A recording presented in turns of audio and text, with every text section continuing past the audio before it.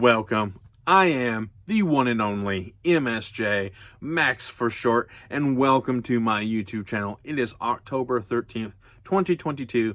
You know what that means? It is day 13 of the 31 Days of Fright horror movie project, year 11. And today I'm ending my second chunk of the Puppet Master movies with Curse of the Puppet Master.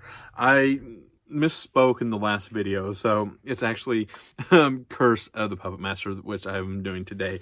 Before I really dive deep into this, I always like to give a little bit of tease, and just to let you know that I didn't really care for this one.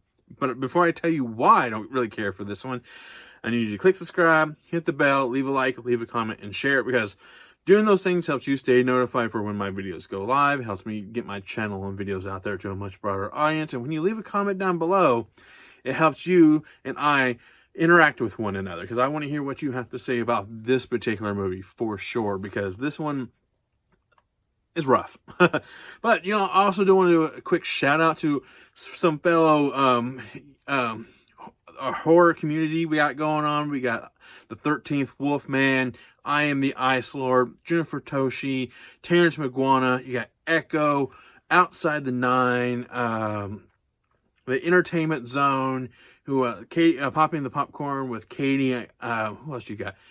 Terrence McGuana. Who else? You got Random Horror, Retro Horror, Basic Autumn Queen. I mean, a bunch of us are doing the 31 days, and then there's a bunch of us that are doing just embracing the spooky season. So by doing some streams, movie watch along. So we're just doing a little bit of everything this month. And just kind of throwing this out there, tomorrow I will be on Dead Michael's live stream to talk about movies and horror movies this month, what we've been watching lately. So I think it's at 10 a.m. So it's so come on by to Dead Michael. I'll put his channel in the description down below. So be on the lookout for that. Now, the reason why I don't like this movie is two reasons. One, it has no stop motion. That bothers me 100%, because that's what makes the previous 5 movies pretty good. Even though the story may be a little rough in 4, but at least they have stop motion, and it has a little bit of a charm to it, and the effects, and it looks really good. 2 is the story for this one. It had potential. The whole movie really had a potential, because 4 and 5 was supposed to be one movie, and it was supposed to be the finale of the Puppet Master movies. Obviously, in hindsight, we know that's not the truth. And we got Curse of the Puppet Master. And like I mentioned, it did have potential, because the story goes as some guy just bought these puppets at a auction. He has a little traveling circus that does little marionette shows, like Andrew Toulon did in before he the Nazis got involved, you know, and everything. So and he tries to make his own living puppet. It fails miserably. And through dialogue and stuff, you realize that his previous assistant was the parts used to make the living puppet, and he went missing. And so he comes across another guy named Robert. Sorry, his nickname is Tank. So his name's Robert, and he has this really cool ability to like work with wood and everything. He carvings, and so Mr. Magoo or McGrew, he's like, hey, come work with me. Leave this job working at a gas station. You're getting belittled by people who think they're better than you, and we'll use your skills to suit you. So it's like he agrees, and then he meets our puppets. You know, Blade, Pinhead, the Tunneler, the Leech Woman. She's back. Not quite sure how she's back, but she's back. But glad to see that she's back. But the continuity for this movies have always been kind of loose, but I don't mind. They could have easily just remade her, you know. But anyways, it was really good, and it had a very good potential. You know, it really, really did. and then just the execution was terrible. It didn't look cheap. It didn't look expensive either. I mean, but that never really truly bothers me, because my favorite movie of all time is Clerks, and so that movie looks like crap. But I will watch that movie 100 times, you know, until I'm dead. You know, like I will continue to watch that movie until I'm dead. So it's just like it's such a great movie, shot in black and white, you know. But anyways, this movie is really good because our main character, Robert here, he's been having these like little nightmare sequences throughout the movie where he's actually looks like he's turning into a doll himself. You know, at one point his legs are wooden. Then another part, and where, as you can see, like on the cover here, he kind of has his chest open and see the inner workings and like wooden gears and everything. Loved that. That was so cool. I really like that touch of a nightmare dream sequence. And then of course you got like the antagonists, just a bunch of bullies, like just they don't really serve a purpose other than for cannon fodder.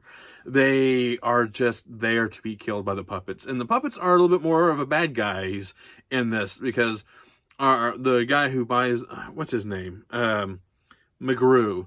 The old man, McGrew, he uses him to do his bidding. They pick on his daughter, picks on Robert, and so he's like, go kill these guys, kill the cops, do this, and then they do it. And just kind of like, it feels out of character knowing what had happened in the previous movies, but also that also has a nice potential there. Is like they are doing the bidding of the puppet master, you know, like it all depends on the person who's controlling the puppets. And should have dived a little deeper into that, but it was super gory. It was kind of gory for super gory for a puppet master movie, I should say, because the Tunneler gets a lot of cool kills in this. Blade and Pinhead, they do a lot of damage. It's really good. Like the kills were actually pretty decent. I will give props on that one for sure.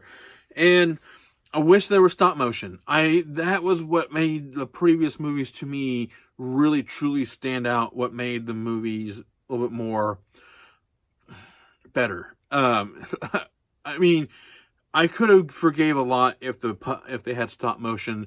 Some of the scenes would have looked a little bit better and everything. It just felt weird just seeing them as puppets. So hopefully that comes back in the later of the franchise. Like I mentioned, the rest of the franchise, starting with 4 on, are all first time viewing. So I'm putting a wish list out there, so I could be totally wrong. But this was a letdown. It really was. And it had potential. But it had had moments where it was actually pretty decent. You know, Robert and the love interest of the movie, they had pretty decent chemistry. Like, I didn't feel like they were just phoning it in. That's another decent thing about this movie, is like the acting is actually not too bad. Even the look of the movie doesn't even look cheap either. Even though it was a direct to video, it just didn't feel like it was like shot on a really cheap camera. You know, it actually looked actually pretty decent. So, and with this particular version of Curse of the Puppet Master, is that it has 3 or 4 different mediums spliced in together. You got the 35 millimeter print, then you got some beta footage, and then you got the standard definition DVD kind of thrown in there as well. So it has to make it the full uncut movie, which I don't mind either. Like, that was actually like knowing that they sorry, the footage may be a little bad, but at least it's a complete version. And I'm like, I can respect that, because I have a copy of Mallrats that does the exact same thing, and then Arrow Video cleaned it up and everything. But just, that one never bothers me. It's like, as long as it's a complete movie, we're seeing it kind of there, even though it may have some dips in quality, you know, but at least it's there. Oh, sorry. kick the camera. But yeah, it was good.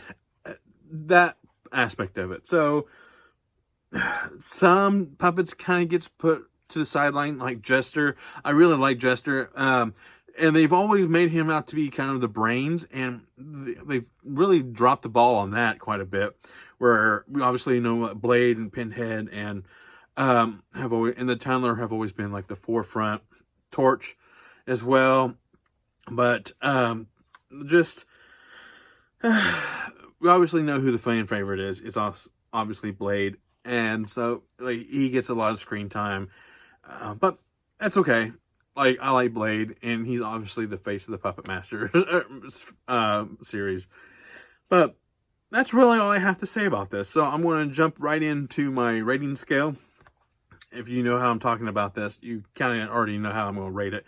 As 1 being run-of-the-mill horror, 2 best watch with the group, 3 more than average horror but adds nothing new to the horror genre, 4 helps move the horror genre forward, and 5 being a horror classic. Curse of the Puppet Master is a 1. It's run-of-the-mill horror.